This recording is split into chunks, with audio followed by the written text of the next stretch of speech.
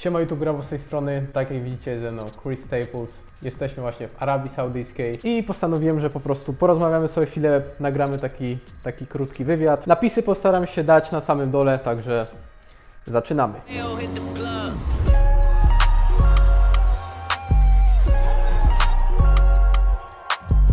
Good to see you, man. Good to see you too. Long time no see. Yeah, it was like 1 year ago. 2020. 2020 was No, 2021. I think. 21, and the first time we meet it was in 2000. Ghetto Games. Yeah. You were like a kid. Yeah, it was 2017? 17, yeah. 17, alright. Alright, Chris, was there any other sport you were practicing before dunking? Before dunking? Yeah. I used to play football. Alright. Played like American football, and I ran track. So, Alright. but football was one of my I was better at football than I was at Alright. basketball, actually. Yeah. Alright. But you was a kid then, or how old are you? I was a kid all the way up until I was in college. Alright. I played football. Yeah. So you had like 20... Yeah, maybe like 21, yeah. Alright. How did you start your journey with basketball? I've always loved basketball. I've been like, my family plays sports, and so I've played basketball since I was 10 years old, and just fell in love with it and continued to, pursue the game of basketball. Alright, but which year you decide that you will focus more on basketball than on football? When I was actually in college, I actually quit football and I just went back to basketball. A lot of people in my family wanted me to play football because I went to school to play football, but Right. it wasn't like my love, so I quit, Yeah, and I went back to playing basketball. And so, in college is around the time I stopped football completely. Alright. What was your best dunk you ever hit in a dunk contest and in a dunk show or in the gym? Jim? So in a dunk contest, it might have been both, really. 360 under both. Yeah, 100%. In the contest. Yeah, so that's one of my favorite dunks. Funny thing is, actually, I did it in the show Alright. with Smooth. Alright. We did it, and we were in Russia, and I did the 360 under both in the show, and it was just something surprising. But so that dunk, and then the 360 between the legs, where I switch hands and throw it in my left. I did that. It was in a dunk. in the gym a few yeah. times. So yeah. Remember that? Yeah. It was crazy. What's your top 3 favorite dunkers of all time? My top 3 favorite dunkers. Yeah. Oh wow. Okay. We're talking about pro dunkers, not dunkers from NBA. And I would say Lee Peck, Guy Dupuis. and Hugh. No, not me. No, you said my top 3 favorite. I'm not Alright, my yeah. favorite. That third one is going to be tough. I don't know. It's up in the air, but dang, I don't know. Justin or You know what? I'm gonna say Justin. Justin, because you know what? I love Justin's vibe, his energy, and then no one jumped like Justin. No one to this day. That's true. That's the true. way he jumps, Yeah. his height and him jumping. No one's doing the cartwheel, round off, things like that. Cartwheel on the very ball. original, very original dunker. So yeah, Justin. All right. In your whole career, who was the biggest challenge for you in the dunking? I would say my biggest challenge is Lee Peck and Guy Dupuis. As a tie, it's a tie. All right. It's a tie. All right. That's what I thought. Do you remember what year, what season was the best one? My best season? Yeah. I think it was the year of Ghetto Games. 2017. So you remember that contest? Yeah. I was going off. I did the Yeah. Scorpion Tetris with one hand, which might have been one of the top dunks I've done in the contest. Because that was the first dunk. First dunk of the contest. Yeah. Tetris Scorpion. Yeah. Game. Because in that contest, I was thinking, I knew you were going to do Tetris at some point in the contest. Bro, I was last. I was last in the contest. I know, I feel and bad I was for you. preparing to do. All right, I'm going to do Tetris. Tell me. I'm like, what? No, yeah. Look, listen. So that contest. All right. You were like a kid. You were young, and I was like, but I knew you can go. I was like, all right. I don't know how far this guy will make it, but he's good. So I said, you and Miller were going to do Tetris for sure. And I knew Jordan Kilgannon was going to do a Scorpion. Yeah. So I said, what if I did both of them at the same time? And when I made it, I said, I'm probably going to win this contest. To be honest, you didn't do like Scorpion because you used only one hand. One hand. So it was, right. It's crazy. So yeah, that day was like I had to really strategize and like go big or go home. But I had to think about you.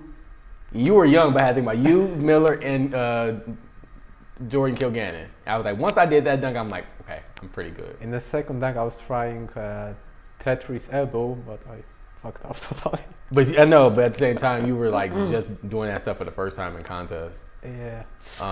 Yeah. All right. What you prefer, dunk contest or a dunk show?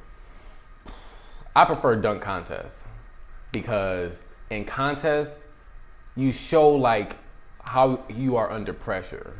You show what you've been working on. 100%. And when you're doing a show, it's no pressure behind it. Sometimes pressure brings out the best in us. Yeah. You know, sometimes it's easier when there's no pressure to do certain dunks, but I like that timer going and they say you got 3 attempts. I really live for those moments. When we're doing a show, if you miss, it's like, it's okay. It's okay. Yeah, maybe some better dunks might go down more, but I like to be risky with dunks under a time, you know, timer. Yeah, same thing. Same for me. Chris Staples in 10 years. How you see yourself in the future? Oh, wow. I think me and you talked about this before. But in 10 years, I would see myself still involved with slam dunking, maybe not doing contests, obviously, but still involved, you know, maybe writing shows, things me and you talked about before. But just probably just a person who's like evolving the game, you know. Even if I'm not dunking, I still want to be a part of it and help other guys that are coming up. I feel like this is a very unique time, and I don't know where pro dunking will be in 10 years. It's crazy. I think it'll be it'll be less and less people, but you know, because this is a very unique group of people. Yeah, that's true. What advice would you give to yourself 15 years ago? Ooh, what advice?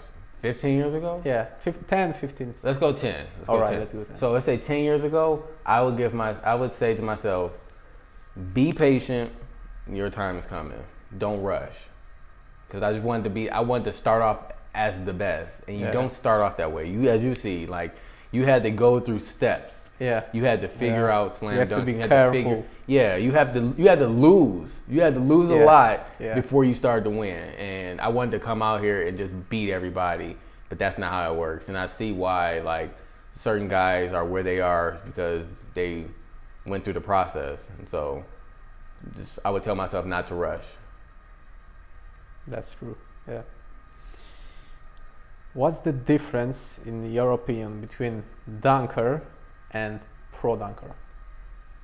Wait, say that. What's the difference between dunker and professional dunker? Oh, that's the. I like this question a lot.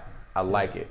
I believe a dunker is a guy who can dunk the ball, but when you say a pro dunker, that is a different term, and a lot of people use that word so loosely. I'm a pro dunker. Yeah. And I actually don't like it, to be honest with you. Kind of like, what do you mean when you say a pro dunker? And when I say a pro dunker, that's your job. Like, this is what I do. Ask me what other job I have, and I don't have an answer for you. I'm a pro dunker. That's my job. What I do is dunking surrounds almost everything I do. That's how I make my income. I do other stuff, but at the same time, dunking is the main source of income. And most people, they will say they are pro dunker because they've been in a contest. No, it's not. It's deeper than going to a contest. Winning is very important because that's how you make your money. But even if you're not in contest, can you still make money by dunking the ball? So whether you have programs and things like that, and you're putting your programs out there, or you doing content around slam dunking the ball, that's what makes you a pro. And if you're not doing that at a high percentage, then you're not a professional dunker. Yep. You often say that there is a huge difference between doing dunks at the home gym and a dunk contest. I totally agree with you.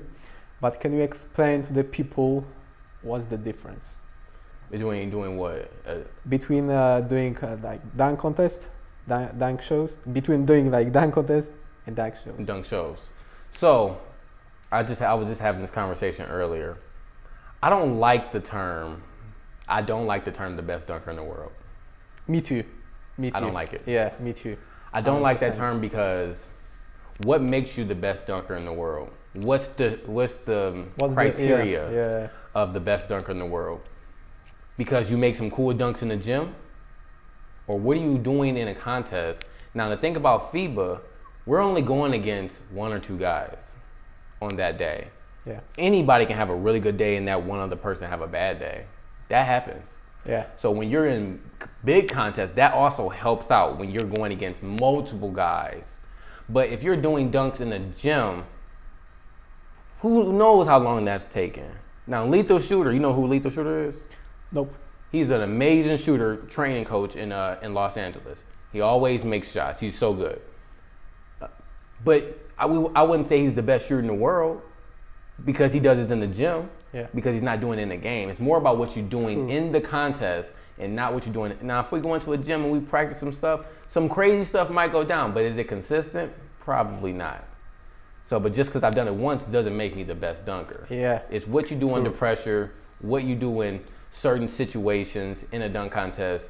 When you're down to your last dunk and it's 10 seconds to go, are you going to go with a windmill to get out of there? Yeah. Or you say, I'm going to finish this dunk and I'm going to finish the contest. True. That's what makes you a pro, and understanding how to win too. So not just how to win, but like that's my thing about it's a difference between being in the gym and being a good dunker and being in a contest and a good dunker.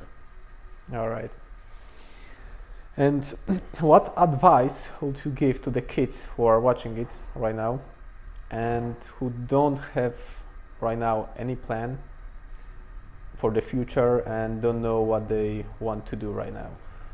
My advice, well, they don't know what they want to do in the future. Yeah. Well, I mean, my advice is to find something you like to do, and find someone to pay you for it. It sounds cliche, Yeah. but what we do was not a job 10 years ago.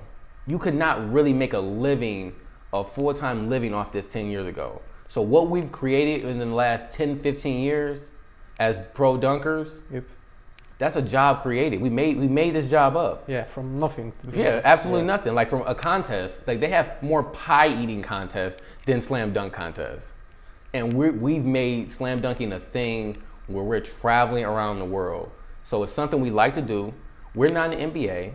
We're not an NBA, but guess what? We've still maintained basketball, and we found the highlight in basketball. Yeah. So the highlight in basketball is slam dunking. And now we found a way to travel all over the world and make money off slam dunking. So whatever you want to do, whether it's being a technician, whatever you want to do, you have to find someone who's willing to invest money into that. And then you start to do the thing you love to do. So no matter what it is. And so I think, like I said, with dunking, it's been amazing, but it's something we literally just created just recently, you know? So just do what you love and that's it. Yeah, you have to do it at a high rate because you aren't just dunking the ball. It's the difference between dunking. You love this and you went to the extreme. Yeah. And that's why you are who you are. That's why people book you and pay you, invest and say, wow, I've never seen anything like that before. I'm going to pay this guy to come here and entertain these people. So that's what we've done with dunking. We've created our own jobs. You can do the same thing with whatever field you want to do. And this is just an example by saying slam dunking. All right. Favorite car? Tesla? My favorite car. You know, okay, I love the Tesla because I drive one. So I love the Tesla. All right. But how about the gasoline? the what? How about the gasoline? The car gasoline?